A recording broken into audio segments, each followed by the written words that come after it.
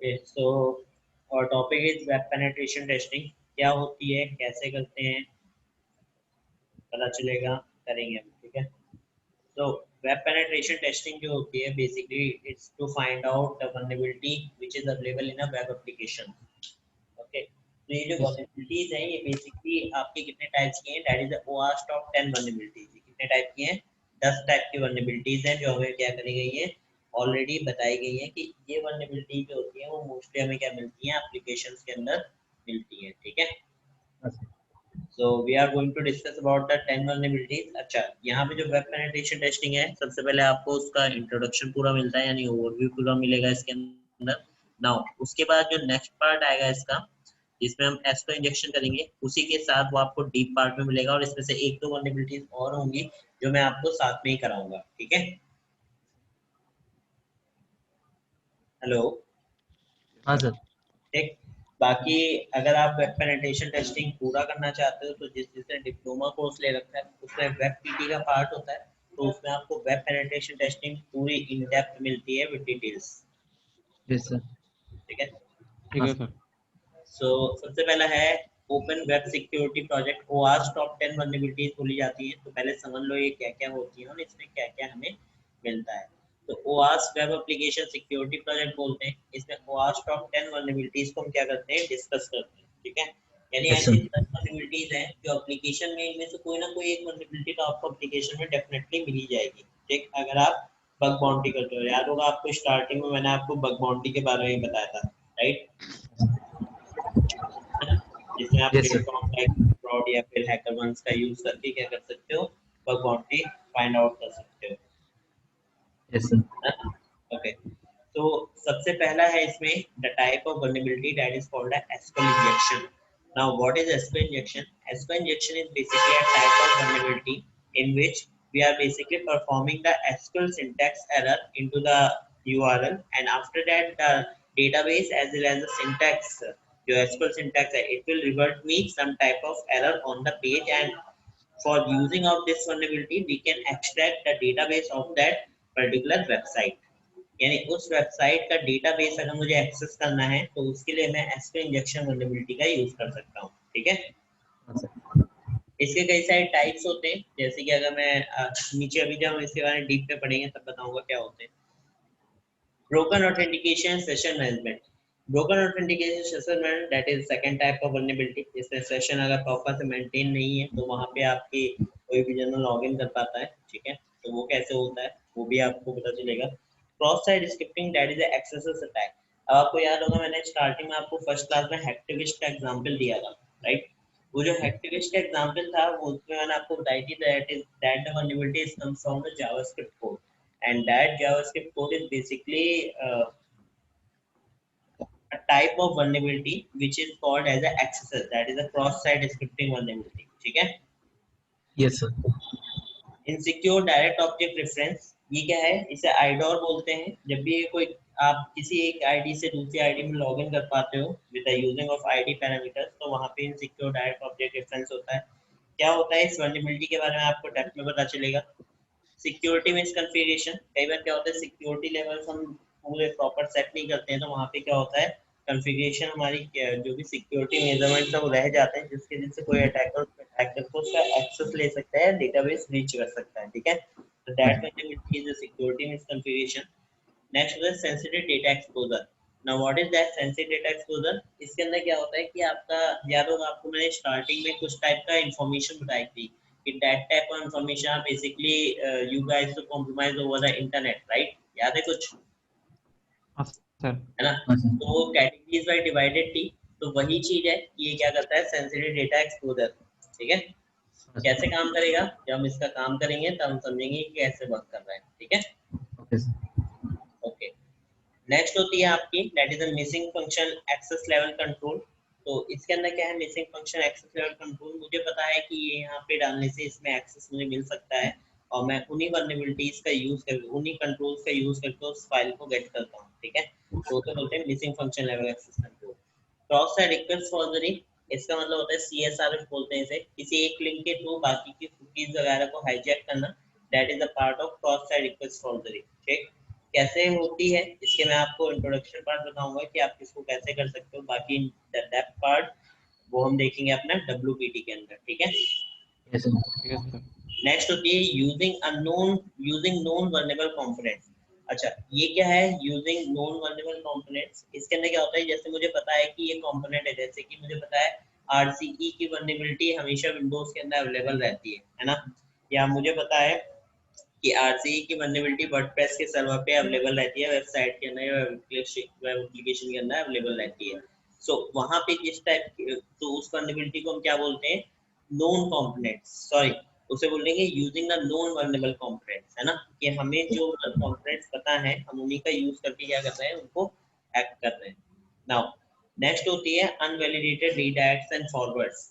ये क्या होती है, इसका मतलब है कई बार जैसे आप वेबसाइट पे जाते हो और आप किसी अनदर वेबसाइट पे डायरेक्टली क्या हो जाते हो, स्विच हो जाते हो, है ना, लाइक आपने कहीं पे क्लिक किया वो आपको किसी अनदर वेबसाइट पे लेके चला गया, तो that type of vulnerability are basically called as unvalidated redirects and forwards, ठीक है। Yes, sir. ठीक, नाउ नेक्स्ट आता है इसके बाद आपका, इसमें आती है आपकी, अब हम डेप्थ में समझेंगे कि वल्नरेबिलिटीज हैं क्या, इनका काम क्या है। तो एक एक वल्नरेबिलिटी उठाते हैं। सबसे पहला है इंजेक्शन, यानी कि एसक्यूएल कमांड्स के थ्रू, ठीक है। तो एसक्यूएल मैंने आपको बताया किस लिए यूज होती है, डेटाबेस को हैक करने के लिए, राइट, या Yes, sir. किसी टाइप का ऑल्टरेशन आप कर सकते हो डेटाबेस के अंदर by the using of SQL. तो ये क्या है, injection attack occurs only if the hackers are able to send a malicious unintended data from the application to the interpreter or say backend of the website। यहाँ पे क्या होता है, hackers क्या करते हैं, अनवांटेड डेटा मैलिशियस, जो कुछ क्वेरीज ऐसी होती हैं जिनको चलाने से हमें पता है कि इस टाइप का फैचिंग होगा, हम उनका यूज करके वहाँ पे क्या करते हैं, हम उनका यूज करके उसको डेटाबेस को एक्सेस करने का ट्राई करते हैं, ठीक है। तो that type of vulnerability are basically called as SQL injection, ठीक है। Yes, sir. क्यों होती है या इसका रीजन क्या है, जैसे एप्लीकेशंस के अंदर अनट्रस्टेड डेटा या इंटरप्रेटर जो बैकएंड पे काम कर रहा है उसके थ्रू हमें मिल सकता है। Why this attack occur, because improper of validation, this attack is occur because of improper validation। हमें पता है कि एसक्यूएल कमांड्स नहीं रन करनी चाहिए कहीं पे भी, अगर यूजर रन करना चाहे, बट स्टिल हम क्या करते हैं, वो रन हो रहे होते हैं वहाँ पे, ठीक है।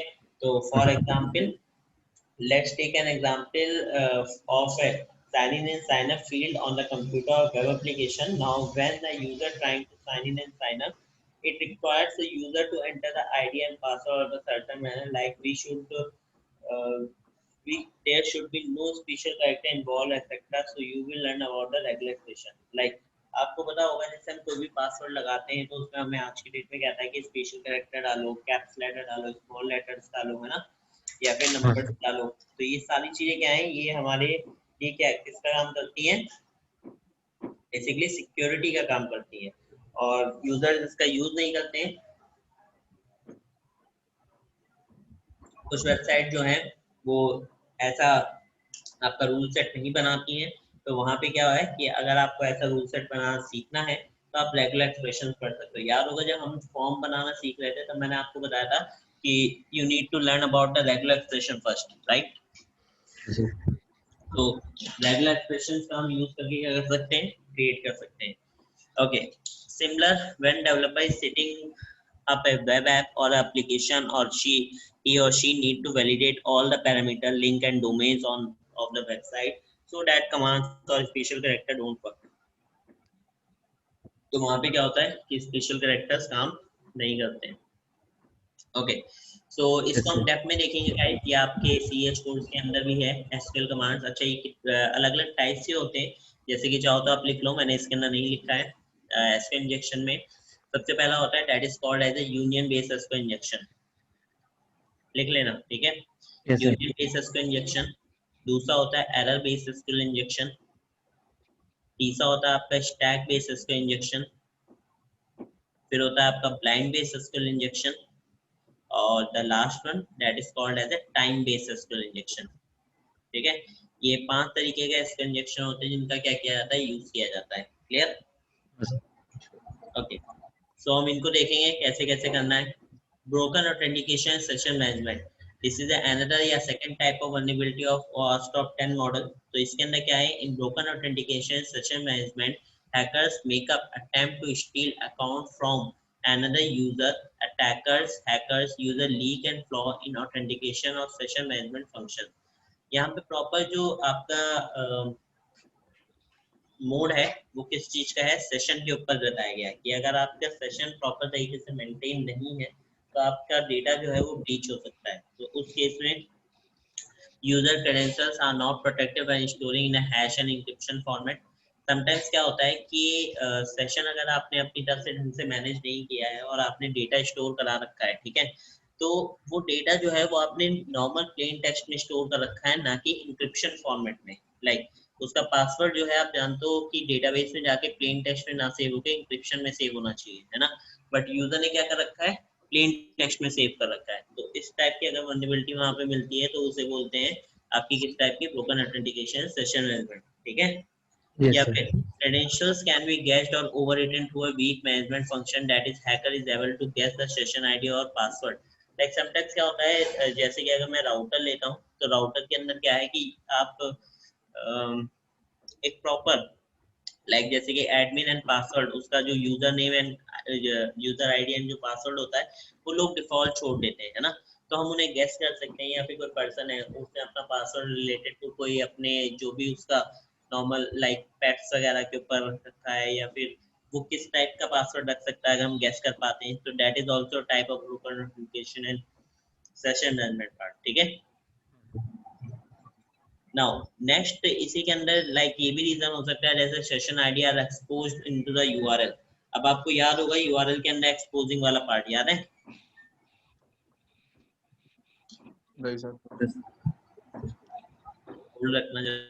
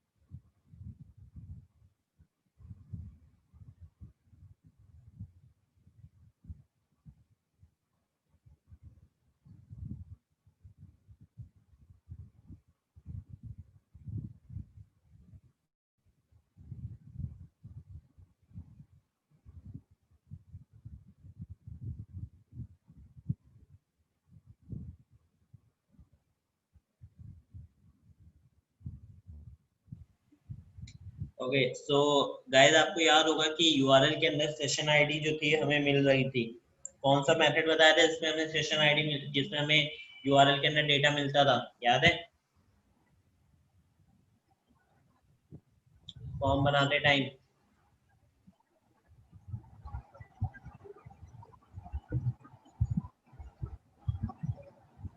बताओ बताओ।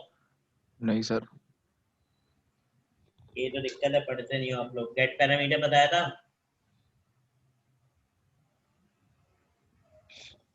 मेथड बताया था get and post. Sir. Guys पढ़ोगे नहीं तो मेरा पढ़ाने का कोई मतलब नहीं है, ध्यान रखना। आप खुद से नहीं प्रैक्टिस करोगे, एट द एंड आप यही कहोगे कि आपको कुछ नहीं आता। Yes, sir. टेस्ट लेना पड़ेगा तुम लोग का, ऐसे काम नहीं चलेगा लगता है। सरप्राइज टेस्ट होगा किसी दिन, प्रिपेयर हो जाओ, अभी से बता रहा हूँ। नेक्स्ट वीक में किसी भी दिन सरप्राइज टेस्ट हो सकता है। ठीक है sir. Session ID don't timed out. कई बार क्या होता है कि सेशन आईडी आपकी टाइम्ड आउट नहीं हो रही होती, मतलब मैं ट्राई करता हूँ सेशन आईडी को टाइम आउट करने का, बट स्टिल वो क्या है, टाइम्ड आउट नहीं हो रही। तो उस केस में क्या होता है कि आपके ब्रोकन ऑथेंटिकेशन सेशन असाइनमेंट हो सकता है। लाइक एग्जाम्पल के तौर पे सपोज दैट किसी एप्लीकेशन पे आपने लॉग इन किया एंड लॉग आउट भी किया, लॉग आउट करने के बाद आप जैसे ही बैक पे आए, बैक करते हुए क्या हुआ, पीछे की ओर शिफ्ट हो गया, वापस से आप लॉग इन हो गए, तो वो जो चीज है वो आपकी क्या यहाँ पे आ जाती है, ब्रोकन ऑथेंटिकेशन सेशन मैनेजमेंट, यानी वहाँ पे सेशन जो है वो प्रॉपर तरीके से मैनेज नहीं है। ठीक है। Yes sir. Next, cross-site scripting, that is the XSS type of attack, and this attack is basically happen because it is an attack which the attackers is able to execute JavaScript code on a website. This is a type of three types का होता है। सबसे पहला होता है XSS reflected, दूसरा होता है XSS stored and तीसरा होता है DOM XSS। ठीक है। So इसमें क्या है, तीन टाइप के अटैक्स हैं ये आपको इसमें इन डेप्थ नहीं पता चलेगा because this is a part of WPT part, web penetration testing का complete part है। Okay, so this attack is basically used by hacker to execute JavaScript code in victim browser to hijack the session, deface the website, and insult and content, etc. So मैंने आपको जो hijacking वाला procedure बताया था, जिसमें मैंने आपको बताया था कि हैक्टिविस्ट किस तरीके से काम करते हैं, है ना, तो वो जो है ना, वो क्रॉस साइट स्क्रिप्टिंग का ही यूज करते हैं। ठीक है। Yes sir. Why this attack occur? Because improper of validation, improper validation हो सकता है, या फिर अनसेफ जावास्क्रिप्ट APIs हो सकती है। तो अगर अनसेफ जावास्क्रिप्ट API यूज हो रही है वहाँ पे, तो भी यहाँ पे क्या हो सकता है, एक्सेसर अटैक परफॉर्म हो सकता है। ठीक है। हाँ sir. Okay, the pen testing, the pen testing of a website can easily protect from accessor attack, and accessors can also be found with simple code analysis. Okay, ठीक है। सो आपको अगर सिंपल कोड एनालिसिस प्रोसीजर पता है, तो आप उसके through axes को फाइंड आउट करके उसको पेनिट्रेट कर सकते हो। Insecure direct object reference, that is the IDOC vulnerability. ये वल्नरेबिलिटी आपको डेप्थ में पता चलेगी, बताऊंगा कैसे काम करती है। It is a vulnerability in which attacker who is authorized to his or her own dashboard is able to gain to some other user's account by changing his or her own object reference assigned by the app. तो यहाँ पे क्या है कि insecure direct object reference में क्या होता है, लाइक सपोज दैट आपने किसी के अकाउंट में लॉगिन किया, जैसा आप सपोज करो कि आपने एफबी पे लॉगिन किया और आपको एक आईडी मिली, आईडी मिलती है ना, वो आईडी आपने डायरेक्टली वहाँ पे, जैसे आपको आईडी नंबर 1 मिला या 2 मिला या 3 मिला, जैसे आपने अपनी आईडी को चेंज किया, ऊपर डायरेक्टली लॉगिन हुआ, आपने आईडी डाल दी 5, तो आप किसी और के अकाउंट में लॉगिन हो जाते हो डायरेक्टली। ठीक है। तो अगर ऐसी एक्टिविटी वहाँ पे मिलती है, तो that is the vulnerability, that is called insecure direct object reference. ठीक है। Yes sir. Next, security misconfiguration. Security misconfiguration क्या होता है? As the name of security misconfiguration, what it means is imaging a web having admin account on it, just having default account with the default password, but having certain privileges. Now, if you run a website which is default account configured on your website is able in a public domain, now, from an attacker perspective, he and she can actually go out and try out default credential and would be able to log in the website. वहाँ पे क्या चीज है कि security misconfiguration है कि हो सकता है कि आपने जो एडमिन के ऊपर जो user name and password set किया है, वो default user name password set कर दिया। ठीक है। जिसकी वजह से जो अटैकर है आपके डिफॉल्ट यूजर नेम पासवर्ड को गेस करके और उसको डाल के वहाँ पे लॉग इन करके आपका सारा डेटा चुरा सकता है। क्यों होता है ये अटैक?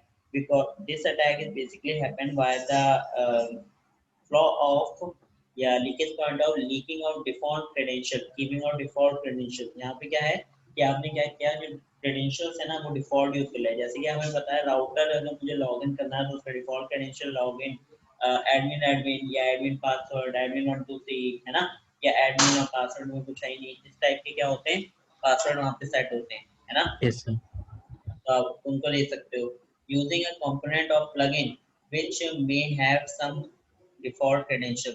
कुछ टाइप के ऐसे होते हैं प्लगइन्स या फिर कुछ ऐसे कंपोनेंट्स होते हैं जो कि डिफॉल्ट क्रेडेंशियल्स रखते हैं, तो अगर आपके पास वो मिलता है तो आप वहाँ पे कर सकते हो, वहाँ पे अटैकर आपको यूज कर सकता है। या फिर directly listing is not disable on your server. अब आपको याद होगा जब हमने एनुमरेशन पार्ट किया था जिसमें हमने डब टूल देखा था, तब मैंने आपको डायरेक्टरी लिस्टिंग दिखाई थी है ना, कि ये सारी डायरेक्टरी जहाँ पे क्या है अवेलेबल है। तो कई बार क्या होता है सर्वर पे डायरेक्टरी लिस्टिंग बाय डिफॉल्ट बंद नहीं होती है, क्लोज नहीं होती Yes, है, sir. ओपन रहती है। तो उस केस में वहाँ पे क्या होता है, हमारे पास एरर जनरेट हो जाती है। अटैकर डिस्कवर शी कैन या he can simply directly list and find out the file. यानी यहाँ पे क्या है कि अगर कोई भी पर्सन है ही एंड शी, बेसिकली वो क्या कर सकता है, अगर आपकी डायरेक्टरी लिस्टिंग ऑफ नहीं है तो उसको ओपन करके आपके डायरेक्टरीज को डाउनलोड करके डीकंपाइल करके कोड को आपके कोड का यूज कर सकता है। Yes, sir. ओके, नेक्स्ट होता है sensitive data exposure. Now what is that sensitive data exposure? Sensitive data exposure क्या होता है, मैंने आपको बताया इंफॉर्मेशन जो हमने डिस्कस करी थी है ना, टाइप्स ऑफ इंफॉर्मेशन। तो उसमें sensitive data exposure is a vulnerability that occurs when hacker is able to gain access to sensitive data in motion or rest or even at customer users browser. So in that scenario, like example के तौर पे an application encrypt credit card number in a database using automatic database encryption। वहां पे क्या है, credit card जो save होते हैं वो किस में है, ऑटोमेटिक डेटाबेस इंक्रिप्शन या क्रिप्टोग्राफी पढ़ोगे तो आपको पता चलेगा इंक्रिप्शन प्रोसीजर क्या होता है, ठीक है। हाँ sir. however it this means it is also decrypt with or decrypt this data automatically when retrieved। जब भी सेव होता है, जब आप डेटा को रिट्रीव करते हो तो वो वहां से क्या करता है, आपको उसको डिक्रिप्ट करता है, डेटा को इंक्रिप्ट डेटा को डिक्रिप्ट करता है डेटाबेस से और आपको लाके फ्रंट एंड पे शो करता है, allowing an SQL injection flow to retrieve the credit card numbers in a clear text। The system should have encrypted a credit card numbers using a public key and only allowed backend application to decrypt with the private key। Okay, Yes, तो जब आपको जैसे कि अभी मैंने बताया encryption description public की private की क्या होती है, ये आपको तभी पता चलेंगी प्रॉपर तरीके से जब क्रिप्टोग्राफिक टॉपिक आपके पास आएगा, है ना। लेकिन फिलहाल के लिए ऐसे समझो जो भी डेटा हम वहाँ पे स्टोर कर रहे हैं, अगर वो आपका प्लेन टेक्स्ट में स्टोर होता है या फिर इंक्रिप्शन प्रोसीजर प्रॉपर तरीके से मैनेज नहीं है, तो उसके बीच में कोई भी डेटा आपका चोरी कर सकता है, ठीक है। हाँ सर। नेक्स्ट होता है missing function level access control. Now what is it? It is an attack in which a hacker और an anonymous person is able to access an application interface that is would otherwise never been able to access। यहाँ पे क्या है कि जो attacker है उसे पता है कि बेसिकली कोई भी जैसे वेबसाइट है, let us suppose the website is having a anywebsite.com/users, ठीक है। ये क्या है, एक वेबसाइट है, एक anywebsite.com, उसके आगे स्लैश लगा के मैंने यूजर लिखा तो उसका पूरा यूजर पेज ओपन होके आ जाता है। तो अगर इस टाइप की आपको वल्नरेबिलिटी मिलती है, ऐसा आपको कोई एक्सेस कर पा रहे हो, तो it is a type of vulnerability that is called a missing function level access control, ठीक है। yes, sir.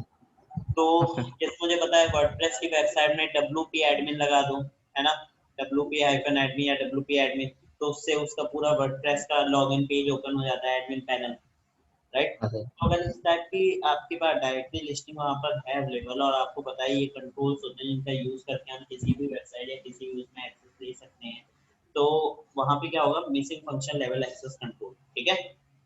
Yes, sir. Next होता है आपके पास क्रॉस साइट रिक्वेस्ट फॉर्जरी, ठीक है, इसे बोलते हैं CSR। In this attack, the hacker creates a forged HTTP request and tricks to victim into submitting the request via the immediate tabs or accesses। अब देखो जैसे कि क्या है कि कोई पर्सन है, नीचे एग्जांपल देखो, the application allow a user to submit a state changing request that does not include anything secret। सो वहां पे क्या है, लाइक एक पर्सन है जिसने कोई ट्रांजेक्शन कर रहा है, ठीक है, यहाँ पे मैंने एक लिंक लिखा है like anywebsite.com/app/transfer funds amount is equal to 1,500, हाँ ठीक सर. है। गाइस एक मिनट होल्ड करना है यार। हाँ सर.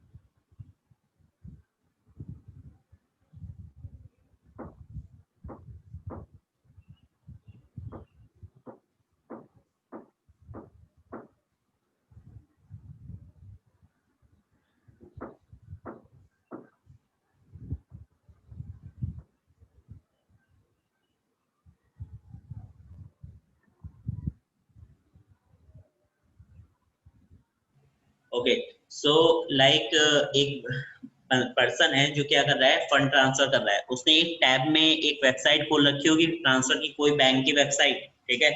मैं क्या करता हूँ, उसके साइड में एक और उससे कोई टैब, उसने एक और कोई टैब खोल रखा है जो कि कस्टम मेरे वेबसाइट का पेज है, ठीक है। हाँ Yes, सर। sir. अब उस पे एक इमेज है जिसपे लिखा है इफ यू आर क्लिक या if you are play this game you will win iPhone 11, ठीक। So Sir. अगर कोई इंटरेस्टेड पर्सन होगा, ग्रीडी पर्सन होगा, तो हो सकता है उस पर क्लिक कर दे खेलने के लिए। वो उस पर क्लिक Yes, sir. करेगा तो क्या होगा, उसकी जो सेशंस वहां पे क्रिएटेड हैं, इस समय जो सेशन चल रहे हैं, उनकी सेशन आईडी मेरे पास आ जाएगी, ठीक है। मैं क्या करूंगा, सेशन आईडी को स्टील कर लूंगा। जैसे मैंने सेशन आईडी स्टील करी, उसके बाद मैं उसके अकाउंट को लॉग इन करके और उसमें से कितने भी मनी के ट्रांजेक्शन कर सकता हूँ, समझे। So Yes, sir. this type of attack is basically done by the cross-site request forgery. Clear? Yes, sir. Okay. Next है using component with known vulnerabilities. इसका क्या मतलब है? In this case, hackers try to discover a weak component through scanning or manual analysis and then either find out the exploit if already available or write an exploit. So यहाँ पे क्या है कि मुझे पता है कि यहाँ पे मैंने आपको बताया कि मुझे पता है कि ये वाला एक्सप्लॉइट इसके अंदर वर्किंग है, ये वाला एक्सप्लॉइट इसके अंदर चलता है, ठीक है। तो मैंने वो वाला एक्सप्लॉइट का यूज किया और उस पर्टिकुलर सिस्टम या उस पर्टिकुलर सर्वर का एक्सेस लेने का ट्राई किया या ले लिया। तो this type of thing is basically type of vulnerability which is known as a using component with known vulnerability, ठीक है। जैसे हाँ, sir. आपको पता था, मैंने आपको मेटास्प्लॉइटेबल 2 का दिखाया था, जिसमें मैंने आपको बताया था कि ये वर्नेबिलिटी देखो यहाँ पे अवेलेबल है, राइट। Yes, sir. तो FTP पोर्ट में, तो वो क्या थी, वो आपकी नॉन वल्नरेबिलिटी कॉलम्स के थ्रू थी। क्लियर? हाँ सर। नेक्स्ट है unvalidated redirects and forwards. Okay, इसमें क्या होता है, attacker links to unvalidated redirects and trick victim into clicking it. Attacker target unsafe forward to bypass the security checks. अब जैसे कि कोई एक वेबसाइट है anywebsite.com, redirect JSP URL is equal to evil.com। जैसे वो इस वेबसाइट पे आके क्लिक करता है, वो डायरेक्टली रीडायरेक्ट हो जाता है किस पे, evil.com पे, ठीक है। So evil.com is a malicious website. It's a kind of example, right? Evil.com is a पूरी वेबसाइट, इसको मैंने यहाँ पे मेंशन किया है, ठीक है। So आपके ऊपर है, आप कोई भी एक कस्टम वेबसाइट बना के उसके ऊपर रीडायरेक्ट देख सकते हो, ठीक है। ठीक है सर। तो guys these are all the vulnerabilities जो हमें क्या मिलती हैं, देखने को मिलती हैं, और हम इन्हीं का यूज करके किसी भी सिस्टम या किसी भी पर्टिकुलर नेटवर्क के ऊपर एक्सेस ले सकते हैं। क्लियर? Yes, हाँ sir. सर। बढ़िया। ओके, सो इन वर्नेबिलिटीज के अंदर आता है DBMS। सबसे पहली वर्नेबिलिटी हमारी क्या है, एसक्यूएल इंजेक्शन, राइट। तो उसके लिए हमें डेटाबेस पता होना चाहिए। मैं आपको ऑलरेडी डेटाबेस समझा चुका हूँ, फॉर्म जब हमने PHP किया था तो मैंने आपको समझाया था कि डेटाबेस क्या होता है, कैसे यूज करते हैं, राइट, है ना। Yes, sir. फिर भी थोड़े से और डिस्कस कर लेते हैं डेटाबेस के बारे में। सबसे पहले इंट्रोडक्शन ऑफ डेटाबेस, DBMS, जिसमें डेटाबेस क्या है, database is a collection of structured data set which contain all the data, important tradition, logs, etc etc, ठीक है। so database आप collection of structured बोल सकते हो, जिसमें मैंने आपको बताया था it is a collection, it is a structured, it is a collection of structured with the row and columns, है ना। तो रो एंड कॉलम्स के अंदर होगा क्या, डेटा सेट्स होंगे, स्ट्रक्चर डेटा सेट, जिसमें क्या होगा, आपका इंपॉर्टेंट डेटा सेव हो सकता है, that is the credentials, user name, passwords and different types of logs etcetera etcetera, right. तो ये क्या होता है, डेटाबेस। अब डेटाबेस मैनेजमेंट सिस्टम क्या है, this data needs to be managed and it done with the help of DBMS। DBMS can also interact with the user and write user data to database. तो that type of thing is basically comes from the database, यानी कि database management system के through क्या करती है, हमें मिलती है। क्लियर? जो भी आपके डेटाबेस को मैनेज करता है उसको हम डेटाबेस मैनेजमेंट सिस्टम, कैसे मैनेज करना है वो हमें पता चलता है डेटाबेस मैनेजमेंट सिस्टम से। क्लियर? Yes, sir. अब Yes, एक sir. छोटा सा होमवर्क है गाइस आपके लिए। डेटाबेस दो टाइप के होते हैं, एक एसक्यूएल एक no SQL. You have to read it about the SQL and no SQL database. लिख लो, Okay, sir. ये आपका होमवर्क है। आपको no SQL and no SQL database में से डिफरेंस पता करना है, उसे क्या करना है, पढ़ना है, ठीक है। ठीक है sir. Okay, there are certain tables and entries in a database. अब डेटाबेस के अंदर एंट्री किस तरीके से होती है समझ लो। मैंने आपको वहां पे कमांड दिखाई दी टेबल नेम मेंबर, तो यानी कि टेबल नेम क्या है, मेंबर है। मेंबर नाम के टेबल के अंदर name, ID, number, email address and age, these are all the attributes, right. हाँ Yes, सर। sir. अब ये जो एट्रीब्यूट्स हैं, इन एट्रीब्यूट्स में डेटा फिल हुआ, जैसे कि दीपक नाम का डेटा है, गगन नाम का डेटा है ना। ये क्या है, नेम हो गए, उनकी एज 10 हो गई, नंबर हो गया, दीपक का ईमेल आईडी हो गई, उसका एड्रेस हो गया और उसकी एज हो गई। वैसे गगन की आईडी हो गई, नंबर हो गया, ईमेल हो गया, एड्रेस हो गया और एज हो गई, ठीक है। अब क्वेरीज गाइस किस तरीके से चलती हैं, आप ऑलरेडी आपको पता है क्वेरीज कैसे चलती हैं, बट स्टिल यहाँ पे भी देख लो। Structured query language would be looks like एक एग्जांपल लेते हैं। You have to select all the people who have less than age of 30। मुझे डेटाबेस में से केवल उन वाले पीपल्स को सिलेक्ट करना है जिनकी एज क्या है, 30 से कम है, ठीक है। तो क्वेरी कैसे चलेगी, select star from members, select करो एस्ट्रिक यानी कि सब कुछ, कहां से, मेंबर्स में से, where age is less than 30, जिनकी एज क्या हो, 30 से कम हो। तो दोनों का जो डेटा है उनमें दोनों की एज 30 से कम है, तो हमारे पास डेटा फेच होके कहां पे आ जाएगा, यूआई पे हमें विजिबल हो जाएगा, ठीक है। ठीक है सर। Yes, sir. समझ में आ रहा है ना, Yes, sir. बढ़िया। ये क्वेरीज आपको मैं ऑलरेडी दिखा चुका हूँ पीएचपी पार्ट के अंदर। नाउ कुछ क्वेरीज हैं जिनको आपको पढ़ना है, वैसे तो आप इन क्वेरीज के साथ काफी फैमिलियर हो बिकॉज ये क्वेरीज आप पढ़ चुके हो, बट स्टिल आप इनके और प्रैक्टिस कर सकते हो एट द होमवर्क। सो अपने घर पे कैसे करोगे, जैसे सिलेक्ट किस लिए था, extract data from the database, select the data from the database, right. Update किस लिए था, update data into the database, याद है हमने अपडेट यूज किया था। डिलीट किस लिए था, delete data from the database. Insert into किस लिए है, डेटाबेस के अंदर कोई भी डेटा इंसर्ट कराने के लिए। अब टेबल याद है, टेबल के अंदर हमने डेटा इंसर्ट किया था इंसर्ट इनटू कमांड यूज करके, क्वेरी यूज करके, हाँ सर। Insert into T. तो वहां पे क्या था कि इंसर्ट क्वेरी यूज हो रही थी। क्रिएट डेटाबेस, ये भी हमने किया था, डेटाबेस को क्रिएट किया था, क्रिएट डेटाबेस, डेटाबेस का नाम, राइट। ऑल्टर डेटाबेस मॉडिफिकेशन करने के लिए होता है। क्रिएट टेबल ये भी हमने करी थी, राइट, क्रिएट टेबल और टेबल का नाम, राइट। हाँ sir. Yes, sir. Alter table हमने करी थी, मॉडिफिकेशन किया था, तो वो भी है यहाँ पे। Drop table, delete the table, अगर आप ड्रॉप कर दोगे टेबल का नाम लिख के, ड्रॉप टेबल, टेबल का नाम, तो वो क्या करेगा, टेबल को डिलीट कर देगा। सिलेक्ट स्टार फ्रॉम ट्रेनीज, तो ट्रेनीज यहाँ पे क्या है गाइस,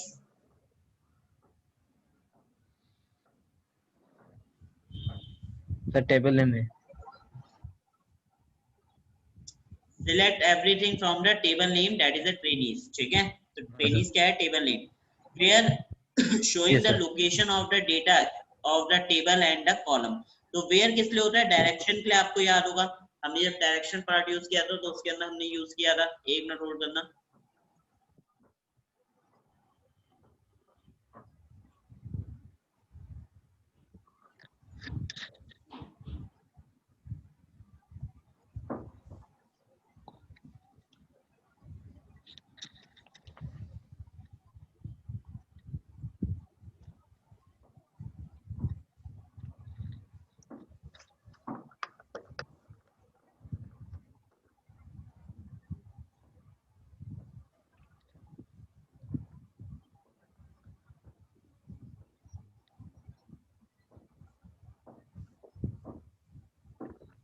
ओके, सो वेयर समझ में आया गाइस, राइट। हाँ सर। अब आपके लिए वो गाइस टास्क है, सबसे पहला है आपको मोंगोडीबी और माईएसक्यूएल डेटाबेस हमने देखा था, रिमेंबर है ना। Yes, हाँ sir. सर। अब उसके बाद हमें क्या करना है, मोंगोडीबी डेटाबेस देखना है आज, ठीक है। तो दिस इज योर होमवर्क, आप मोंगोडीबी डेटाबेस पढ़ोगे और माईएसक्यूएल में डिफरेंस क्या है ये पढ़ोगे, ठीक है। और एसक्यूएल नो एसक्यूएल जो मैंने ऊपर आपको बोला पढ़ने के लिए, ठीक है। Okay sir. ठीक है सर। तो दिस इज योर होमवर्क, मैं इसकी फाइल आपको शेयर कर देता हूँ एंड फिर उसके बाद हम क्या करेंगे, नेक्स्ट वाला पार्ट देखेंगे, एसक्यूएल इंजेक्शन स्टार्ट करेंगे, ठीक है। ठीक है सर। सो